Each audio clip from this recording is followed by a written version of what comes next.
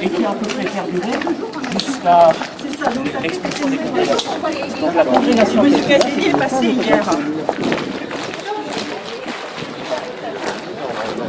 que c'est le On n'ose même pas vous faire passer, à moins que ça ait été nettoyé.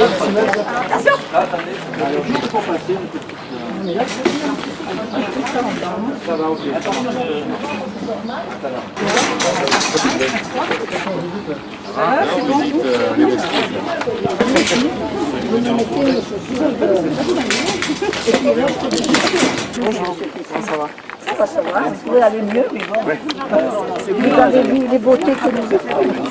Sensationnel, bonjour. Non seulement on les voit, mais on s'occupe de les changer. Voilà le trio de l'Amicale du Saint-Denis.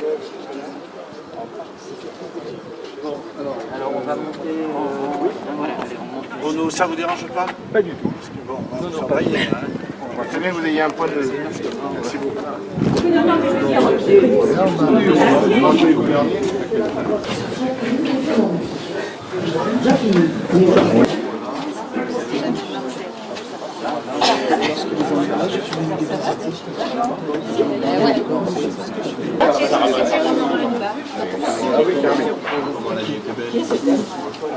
Qu'est-ce que je vais leur dire?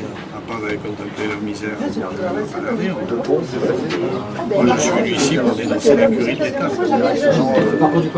Aujourd'hui, je dis qu'avoir environ 350 à 400 personnes qui ont installé un véritable village sous les fenêtres de cet immeuble constitue pour les locataires une véritable insulte.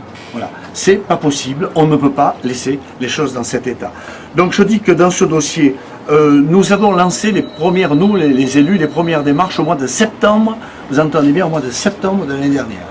Aujourd'hui, rien n'a bougé, rien n'a changé. Donc aujourd'hui, donc, on a ce bidonville, au mépris bien entendu de toutes les règles d'humanité, je dirais d'abord, ensuite d'hygiène, de salubrité publique et bien entendu de sécurité.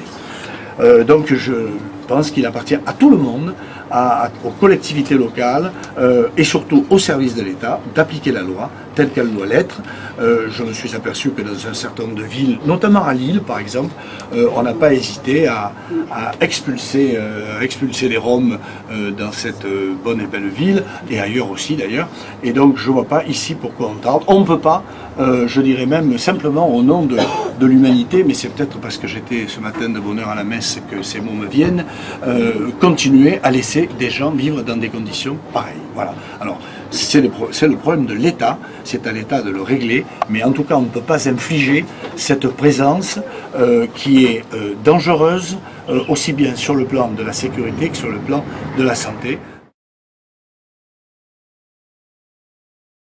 Vous accepteriez un projet de type Chanterelle dans le 9e? Non, moi j'ai déjà donné, moi j'ai déjà donné, j'ai 12 maisons de redressement comme on disait avant, j'ai la prison des Baumettes, je suis le quartier dans l'est de Marseille, le sud de Marseille qui a le plus de logements sociaux, donc c'est voilà, j'ai la Caillole, Benza, le camp Hainaut des Gitans, vous voyez, chez moi j'ai tout ça, donc il faut que vous l'intégriez ça, et donc on le mette un peu ailleurs, hein, voilà.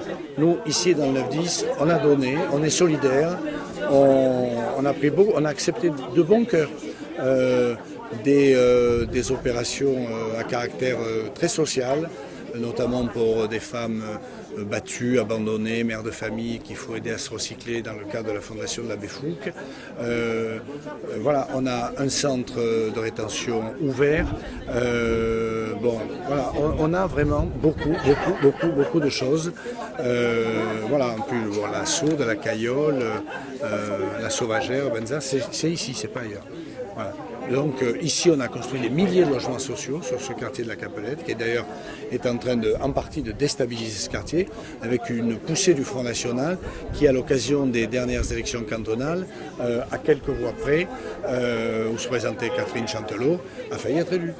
Voilà, si opportunément il n'y avait pas eu un article dans la Provence pour dénoncer un certain nombre de choses qui a fait que finalement le candidat du Front a été battu. C'est encore le candidat du Front a été élu. Alors si c'est ça qu'on veut, ben, continuons. Voilà. C'est tout. C'est aussi simple que ça. Le gouvernement précédent, il expulsait, et vous, les journalistes, vous étiez très nombreux à hurler à la mort en disant que c'était scandaleux, honteux, qu'on déportait ces gens massivement, etc., etc. Voilà. Et d'ailleurs, le gouvernement nouveau s'est empressé de dire qu'on allait stopper ces expulsions inhumaines, etc., etc. Voilà. Voilà, maintenant on a cette situation qu'on ne sait plus gérer, quoi, et qui crée de vrais problèmes. C'est pas parce qu'ils sont roms, c'est parce que ça crée de vrais problèmes, et qu'il faut arrêter l'hypocrisie. On ne peut plus recevoir tout ce monde. Voilà, ou alors on a ça, quoi. Voilà. On a créé des poches de misère, des bidonvilles, voilà. Parce que c'est ça qu'on veut. Sur l'aire de la métropole à peu près. C'est pas non plus. Je sais pas, mais si c'est 2000 de trop. Même si c'était 10, c'est encore trop. Je veux dire, c'est pas le problème du nombre, c'est le problème de notre capacité à intégrer. Bon, on n'a plus de capacité à intégrer. Parce que c'est 2000 plus les milliers d'immigrants clandestins ou réguliers qui déferlent sur ce pays. Voilà. Et tout ça est à intégrer. Voilà. Tout ça est à scolariser. Tout ça est à soigner. Voilà. Tout ça est à loger. Voilà. C'est ça le problème. Ici, il arrive que les associations, en vertu de leur présence dans l'Union européenne, vous avez vu que les associations de soutien veulent les inciter à s'inscrire sur les listes électorales pour voter, participer aux municipales. pour qu'ils puissent voter aux élections, il faudrait d'abord qu'ils soient français, non? Les ressortissants. Ah ouais, mais quand ils sont, oui, à partir de l'année prochaine. Oui, à partir de l'année prochaine, ils pourront. Ben, vous verrez les résultats. Encore qu'ils aient une adresse. Oui, un domicile fixe. Et Et il faut, oui, mais ça marche pas. Hein. Il faut avoir un relevé de gaz ou d'électricité, une fiche de téléphone, encore que le téléphone, ils ont peut-être. Une facture de téléphone, une carte d'identité. Il faut quand même un minimum de choses dont je ne suis pas sûr que tous ces gens soient en possession. Voilà. Mais la conséquence sera catastrophique. C'est ça que je crains. Ben, vous verrez. Vous verrez les résultats des prochaines élections municipales.